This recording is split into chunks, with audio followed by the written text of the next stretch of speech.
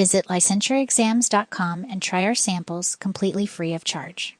Welcome back to another episode of Theory to Therapy. I'm Linton. I'm Stacy. And I'm Eric. We've got a great topic today.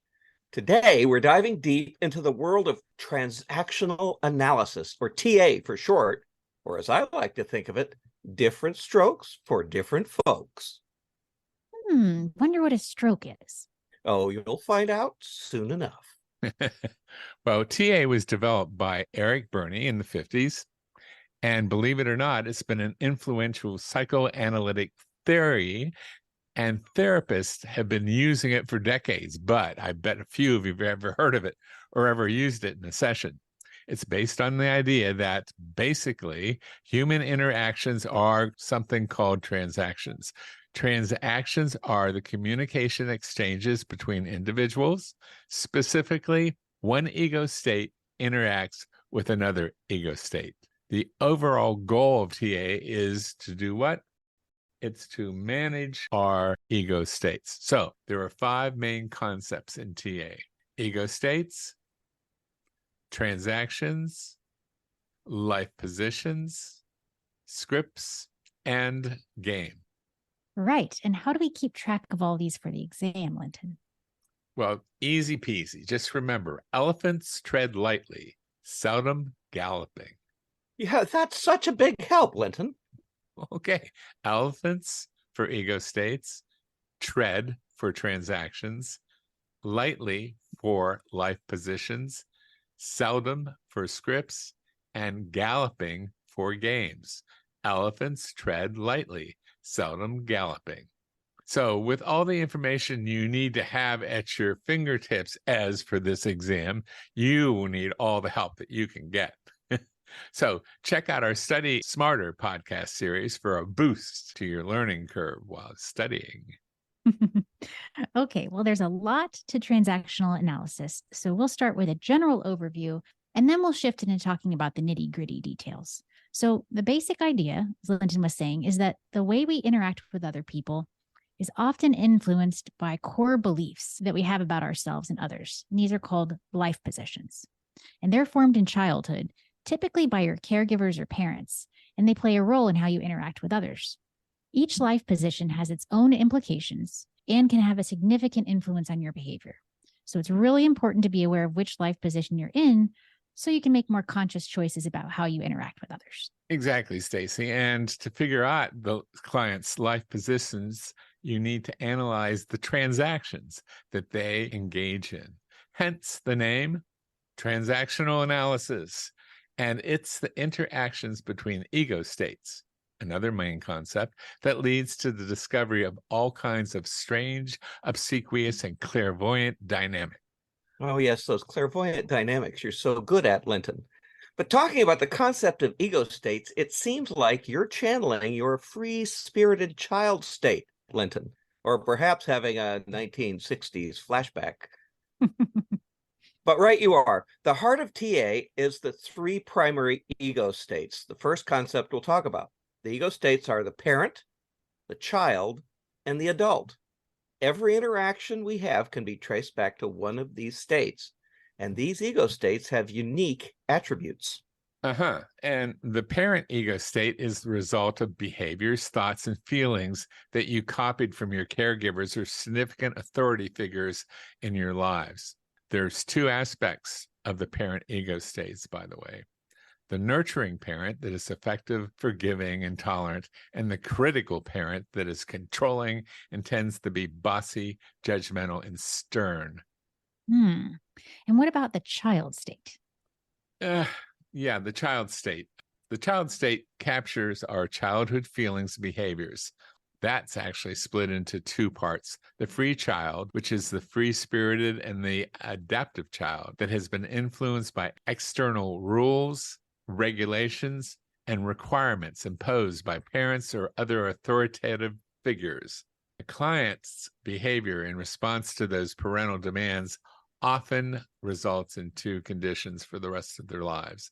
Either they become compliant or they become rebellious. I wonder which of those 2 child states you spend most of your time in as. I'm not sure, Linton, but I wasn't the one who had a leash put on them when you were let out of the house or had to be strapped down in your bed every night for fear that you'd wander around or set the house on fire. Okay, all right, as you made your point. It sounds like both of your transactions could be future podcasts in themselves. But back to our lesson, Linton. Yeah, well, Stacy, it sounds like you're channeling your mother's parent ego state there. Yep. And you're lucky that it's the nurturing one, too. Yeah. So the last ego state, the adult, is the one that stays in the here and now. And the adult state is alert, logical, and realistic. You know the type, or maybe you've seen it in yourself when you're striving to be clean, neat, and orderly. When in the adult ego state, behaviors and interactions with others are not influenced by past experiences or empathy. Instead, it's all about facts, logic, and objectivity. Need a few examples of the adult state in action? We'll just drive down to Publix with Linton and try to get a refund on the organic celery that he bought that tastes like dirt. Really? He'll be calm, cool, and collected as he pulls out his receipt and explains the situation, right, Linton? Right. That's exactly what I would do. Or how about when you go to get your driver's license renewed at the DMV, or they call it the Secretary of State office up here in Michigan, which had me really confused when we first moved here. As long as you go prepared to share just the facts, I have brown hair and green eyes, and avoid going down that rabbit hole of why the cost of license plates is more than doubled what it was, then you'll do just fine. Or how about when you ask Eric, do you know what time it is? And he responds by simply saying, yes. It just sounded like a yes or no question to me. And you're not wrong, just very, very literal. Well, now, before we continue with the other key concepts, here's a quick summary of the 3 ego states we've talked about so far. We've got the adult, who is always logical, literal, and realistic. The parent, who is either the critical parent or the nurturing parent. And the child, who is either the free child or the adaptive child. And as Linton said earlier, the overall goal of TA is to manage our ego states and really strengthen the adult ego state. In the adult state, you're able to think rationally and logically about a situation or a person without letting your emotions or those past experiences cloud your judgment. And this is the state you want to strive for in order to communicate effectively and create positive relationships. all right. So we've got the ego states. What about transactions? I'm guessing these are where the ego states are interacting with each other. Yep, right you are, Eric. So now that you know about the ego states, it's time to talk about transactions, which are the communication exchanges between individuals. And just like with the 3 ego states, there are 3 types of transactions that you need to be aware of. Number 1, complementary transactions. These happen when the sender and the receiver's ego states complement each other. It's kind of like the color wheel where you have complementary colors. They harmonize with each other. Number 2, crossed transactions. These happen when the ego state of the sender does not reach the intended ego state of the receiver. Maybe the sender of the message was expecting the receiver to respond from an adult ego state, but instead the receiver's child state was triggered. And typically these transactions don't go really well because the receiver's response doesn't align with the sender's expectations or their needs. And last but not least, there are number 3, ulterior transactions. And these are hidden messages or secondary gains where the overt message differs from the covert message. The sender's message sounds one way on the surface, but there's an underlying meaning or intention. And these transactions can be tricky, so you have to keep your antenna up. All right, so with all this talk about transactions, this leads us to another transactional analysis concept called life positions. Eric, can you talk us through this one? Yes, I can. Eric, what Stacy is asking is for you to tell us about the 4 different life positions. Oh, why didn't you say so? Why didn't you literally say so? Life positions are fundamental beliefs about oneself and others, which are, as you said, formed early in childhood, but influence the individual's feelings, thoughts, and behaviors throughout life. And you guessed it, Linton, there are a few different ones. Number 1, I'm okay, you're okay. This is the healthiest position. It indicates the belief that the person sees themselves as worthy, but also views other people as valuable as well. People with this position have a balanced relationship and approach situations generally with a positive mindset. If two people interact with an I'm okay, you're okay stance, their exchanges will generally be harmonious. If this causes a spark of recognition, it's because that's the title of the book by Thomas Anthony Harris that popularized TA in the 60s. Number 2 is, I'm okay, you're not okay. Individuals in this position feel good about themselves, but view others with suspicion, distrust, or disdain. It can lead to a sense of superiority, isolation, or a tendency to exploit others. Someone with an I'm okay, you're not okay position may be critical or patronizing. They might expect total compliance from the other person and wonder why that other person's not to give it immediately. Number 3 is I'm not okay, but you're okay. This position leads to feelings of inferiority. People in this position see others as better, stronger, or more competent. They may have low self-esteem and feel that they are at a disadvantage. Someone with I'm not okay, you're okay stance might use flattery to mask their insecurity and need constant approval. And number 4, if you've been keeping track, is I'm not okay, you're not okay. This is the most despairing position. Individuals with this worldview feel hopeless about themselves and the world around them, and they feel that life is pointless, and they generally experience profound negativity. Great. Thank you, Eric. Now, there's a difference between transactions and life positions. So transactions explain the dynamics of interactions, while life positions relate to an individual's worldview or their feelings about themselves and other people. Understanding an individual's dominant life position can give insights into the kinds of transactions they are most likely to engage in and how they might interpret or respond to stimuli from others. Now, up to this point, we've talked about ego states, transactions, and life positions. What about life scripts, Linton? Okay, life scripts in TA refer to life plans or stories that individuals write for themselves at a very young age. Often this is an unconscious process, and it's based on their interpretations or misinterpretation of experiences, external influences, and decisions about the self and the world. These scripts dictate patterns of behaviors, feelings, and thoughts that will dominate the rest of their life. Here's an analogy. Just as an actor follows a script in a play, we follow our life script in real life, enacting all kinds of roles, plots, and outcomes that we have decided long, long ago. You know, Linton, it almost sounds like you're Presbyterian and everything is preordained. Well, my grandfather was a Presbyterian minister, but Ez would know more about the theological implications of life scripts. How about some examples, Ez? Well, as a matter of fact, I would know all about them, even though I'm a Methodist. There's the rescuer script, where a person constantly finds themselves trying to save or fix people or situations. You've probably met people with this scripts, and they tend to be excessively self-sacrificing, always putting others' needs before their own. They may struggle with setting boundaries and often feel taken advantage of because that's basically what they're opening the door to. Yeah, well, how about the I'll show them script? Someone following that script is driven by the need to prove themselves, often as a reaction to some early childhood messages that they were never good enough for anything. They may constantly seek success and validation, yet never feel truly satisfied. And speaking of not good enough, here's another one, the never good enough script. And this one is pretty self-explanatory. So someone following this script feels like they can never quite measure up, and they're always falling short of expectations. Aha, one of my favorites is the have to be right script, where the person is always trying to prove that they are right or smarter than anyone else.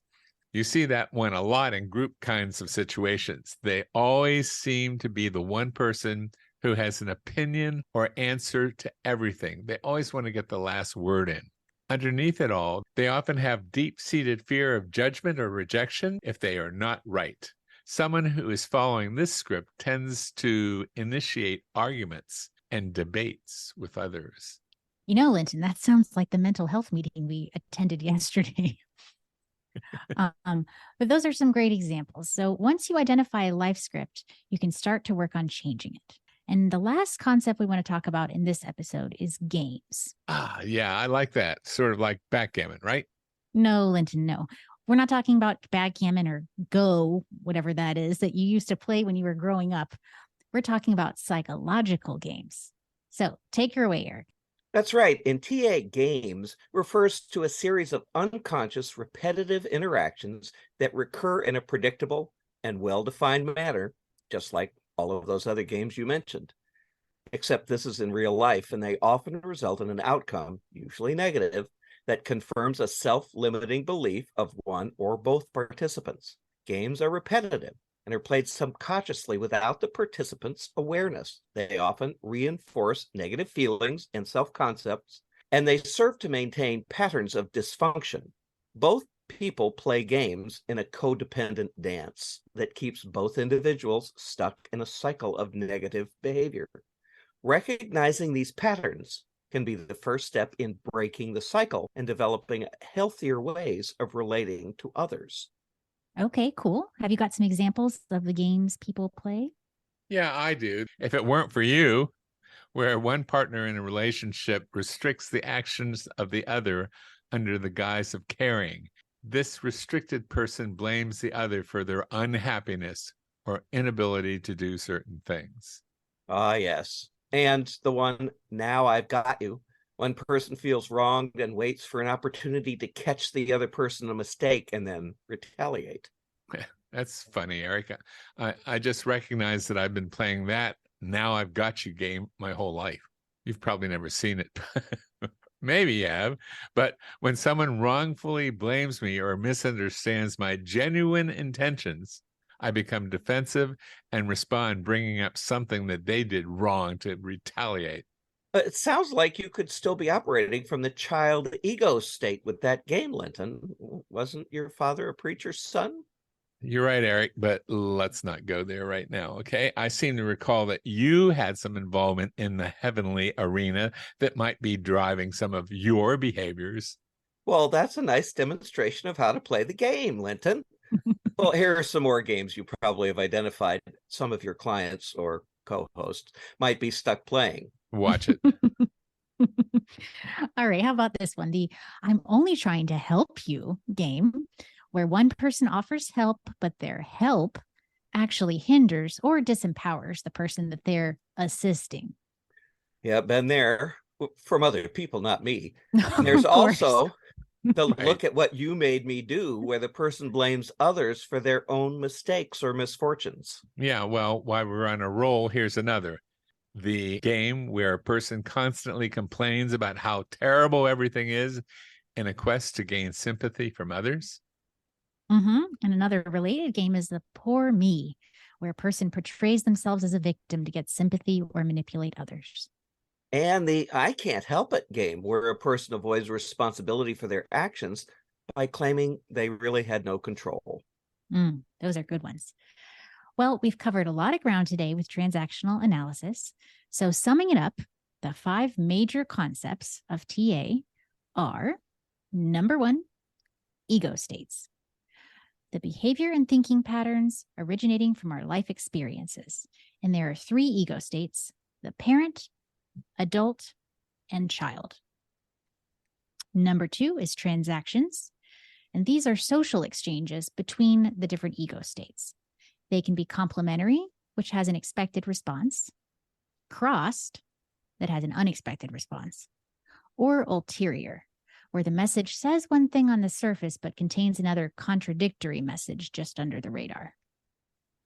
Number 3, life positions. These are core beliefs that we have about ourselves and others. And there are 4 positions: the "I'm okay, you're okay," and those different variations that Eric walked us through. Number 4, scripts. This is an unconscious script that we all live by, the rules and expectations of how we should act and behave. And it's based on our early life experiences. And we often continue to create situations that are similar to what we grew up with, even if those situations were negative. And number 5, games. not like backgammon, Linton. These are repetitive interactions between people, often with negative outcomes. They often reinforce negative feelings and self-concepts, and they serve to maintain patterns of dysfunction. Well, great. If you want to remember the key concepts of TA, Stacy, just remember the phrase, elephants tread lightly, seldom galloping. Yes, I got that burned in my skull, Linton. Thank you. Transactional analysis in the final reckoning is a tool that can be used to understand the subconscious dynamics of relationships and how we interact with others. And if you're studying for your licensure exam, knowing something about TA might just give you that extra nudge that pushes you over the top. Well, that's all for today's episode on transactional analysis. Thanks, everybody, for joining us on our Theory to Therapy. I'm Linton. I'm Stacy. And I'm Eric. And understanding is the first step to healing. Until next time, remember, It's in there. It's in there.